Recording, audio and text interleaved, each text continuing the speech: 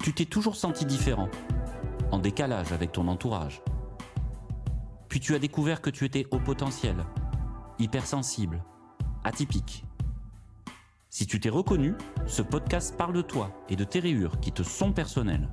Je m'appelle Ludovic Henrich. Bienvenue dans le cocon du zèbre. Bonjour et vraiment ravi d'être là avec toi. C'est un moment un peu particulier pour moi, parce que ce podcast, le cocon du zèbre, ça fait longtemps qu'il existe. Pas ici, pas dans un micro, mais quelque part entre mes réflexions, mes prises de conscience et toutes ces conversations que j'ai pu avoir ces dernières années. Et peut-être que tu connais ça, ces choses que tu sens, que tu comprends à moitié, mais que tu n'arrives pas encore à poser clairement. Pendant longtemps, j'ai gardé tout ça pour moi. J'observais, je comprenais certaines choses, mais sans vraiment réussir à les structurer. Et puis, il y a eu un moment où j'ai compris que garder ça pour moi n'avait plus vraiment de sens. Parce que ce que je vivais, ce que je comprenais, je n'étais clairement pas le seul à le vivre. Alors, ce podcast, c'est un peu ça, un espace où je vais poser des mots sur des choses que tu ressens peut-être déjà. Un espace où on va essayer de rendre visible ce qui jusque-là était un peu flou. Et si tu es là aujourd'hui, ce n'est probablement pas par hasard. Il y a de grandes chances que quelque chose en toi résonne déjà avec ça.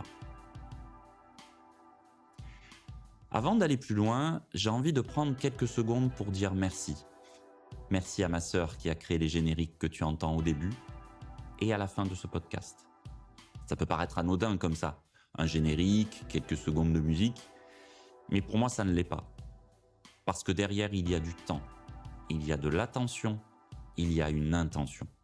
Et surtout, il y a du lien. Et ce podcast, il est aussi né de ça. Pas juste d'une envie de transmettre, mais d'une envie de créer quelque chose de vivant. Quelque chose qui ne soit pas juste du contenu de plus, mais un espace. Un espace dans lequel tu peux te retrouver, réfléchir, parfois te confronter aussi. Et peut-être commencer à voir certaines choses différemment. Et si je prends le temps de dire merci ici, dès le début, c'est aussi parce que ce podcast, je ne le vois pas comme quelque chose que je fais pour toi, mais plutôt comme quelque chose que je construis avec toi. Parce que ce que je vais partager ici, ce n'est pas quelque chose de théorique. Ce sont des choses que j'ai vécues, que j'ai traversées, que j'ai parfois mis du temps à comprendre et que j'ai aujourd'hui envie de poser de manière plus claire. Alors si je devais poser un point de départ simple, je dirais que je suis zèbre depuis 2021. Et dit comme ça peut paraître anodin, comme une information, comme une étiquette de plus. Mais en réalité, ça a été un vrai basculement. Parce que pendant longtemps, je ne comprenais pas vraiment ce qui se jouait chez moi. J'avais des intuitions, des compréhensions parfois assez fines, une capacité à voir certaines choses rapidement, mais en même temps, il y avait du flou, un décalage. Comme si, quoi que je fasse, il y avait toujours une partie de moi qui n'était pas totalement à sa place. Et ça, c'est quelque chose de difficile à expliquer. Parce que de l'extérieur, tout peut sembler fonctionner. Tu avances, tu travailles, tu construis des choses. Mais à l'intérieur, il y a une forme de tension, une impression que quelque chose ne colle pas complètement. Et pendant longtemps, j'ai fait comme beaucoup de gens font. J'ai essayé de m'adapter, de comprendre, d'analyser, de corriger, en me disant que le problème venait probablement de moi. Et puis en 2021, il y a eu cette découverte, ce mot, zèbre. Et surtout ce qu'il y avait derrière, pas juste une définition, mais une manière différente de lire ce que je vivais depuis des années. Et là, il y a eu quelque chose d'assez particulier. Pas une révélation spectaculaire, mais plutôt une forme de soulagement. Comme si certaines pièces du puzzle commençaient enfin à s'assembler. Comme si ce décalage que je ressentais depuis longtemps n'était pas un dysfonctionnement, mais un fonctionnement différent. Et ça change beaucoup de choses. Alors, forcément, à ce stade, une question peut se poser. C'est quoi exactement un zèbre ? Le terme a été popularisé notamment par les travaux de Jeanne Siofachin. Et ce qui est intéressant, c'est que ce mot n'a pas été choisi par hasard. Un zèbre, c'est un animal qui ressemble à un cheval, mais qui n'est pas un cheval. Et surtout, chaque zèbre a des rayures uniques. Il n'y en a pas deux identiques. Et déjà, rien que là, il y a quelque chose à comprendre. Parce que quand on parle de zèbre, on ne parle pas d'une case. On ne parle pas d'un profil figé. On parle d'un fonctionnement. Être zèbre, c'est faire partie des personnes qu'on appelle aussi à haut potentiel. Mais là encore, il y a souvent une confusion. Parce que dans l'imaginaire collectif, haut potentiel égale très intelligent. Alors que ce n'est pas si simple. Oui, il y a souvent une capacité de compréhension rapide, une facilité à faire des liens, à percevoir des choses que d'autres ne voient pas forcément. Mais ce n'est pas ça le cœur du sujet. Le cœur du sujet, c'est la manière dont le cerveau fonctionne. Une pensée souvent en arborescence, c'est-à-dire que là où certaines personnes vont suivre un chemin linéaire, d'un point A à un point B, un zèbre va ouvrir plusieurs branches en même temps, faire des liens, partir dans plusieurs directions, connecter des idées très différentes, parfois très vite. Et ça peut être une force énorme, mais aussi une source de dispersion, de surcharge et de confusion. À cela s'ajoute souvent une forme d'hypersensibilité. Et là encore, ce mot est souvent mal compris. L'hypersensibilité. Ce n'est pas être fragile, ce n'est pas être trop, c'est ressentir plus finement, plus intensément, les émotions, les ambiances, les tensions, les incohérences. Tout est perçu avec plus d'acuité.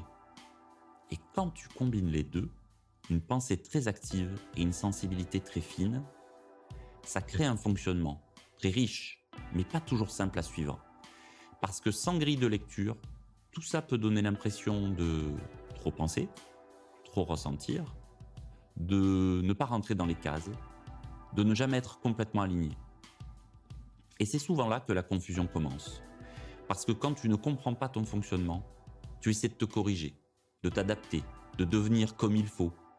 Alors que le vrai enjeu, ce n'est pas de te changer, c'est de te comprendre. J'aimerais prendre un peu plus de temps pour revenir sur ces deux notions. Le haut potentiel et l'hypersensibilité. Parce que souvent, on en parle rapidement, on met des mots dessus, mais sans vraiment mesurer ce que cela implique.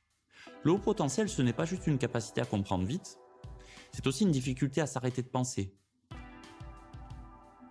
Un mental qui tourne, même quand il n'y a rien à résoudre.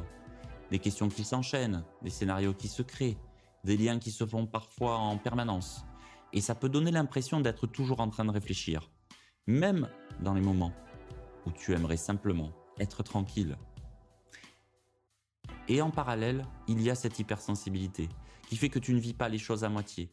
Une émotion peut prendre beaucoup de place, une ambiance peut t'impacter sans que tu comprennes pourquoi. Une incohérence peut devenir difficile à ignorer. Et ce mélange, entre une pensée très active et une sensibilité très fine, peut créer quelque chose d'assez particulier. Par exemple, tu peux analyser une situation pendant des heures, tout en ressentant en même temps quelque chose de très fort, sans réussir à poser clairement ce qui se passe. Tu peux aussi comprendre très vite certaines choses, mais avoir du mal à passer à l'action. Pas parce que tu ne sais pas, mais parce qu'il y a trop d'informations, trop de possibilités, trop de paramètres. Et souvent, ça crée une forme de décalage avec les autres, mais aussi avec toi-même, parce que tu peux avoir l'impression de voir certaines choses très clairement, mais de ne pas réussir à les transformer concrètement, d'avoir une forme de lucidité, mais sans direction. Et c'est là que ça devient difficile. Parce que de l'extérieur, encore une fois, rien ne semble vraiment problématique. Mais à l'intérieur, il peut y avoir de la confusion, de la fatigue mentale, une sensation de tourner en rond, ou parfois même une forme de lassitude. Et sans compréhension, on en arrive souvent à une conclusion simple. Le problème, c'est moi. Alors que dans beaucoup de cas, le problème ce n'est pas toi. Ça tu le sais. C'est le fait de ne pas avoir les bonnes clés de lecture. Et c'est exactement ce qu'on va venir explorer ici. Pas en te donnant des réponses toutes faites, mais en t'aidant à voir plus clairement ce qui se joue réellement. Alors maintenant, j'aimerais te dire clairement à quoi tu peux t'attendre avec ce podcast. Le cocon du zèbre. Ce n'est pas un podcast de motivation. Tu ne vas pas trouver ici des phrases toutes faites ou des injonctions à penser positif. Ce n'est pas non plus un espace où je vais te donner des méthodes toutes prêtes à appliquer sans réfléchir. Ce que tu vas trouver ici, c'est autre chose. Tu vas trouver des décryptages, des mises en lumière, des façons de voir que tu n'avais peut-être jamais envisagées. Mon objectif, ce n'est pas de te dire quoi faire, c'est de t'aider à comprendre ce qui se joue en toi.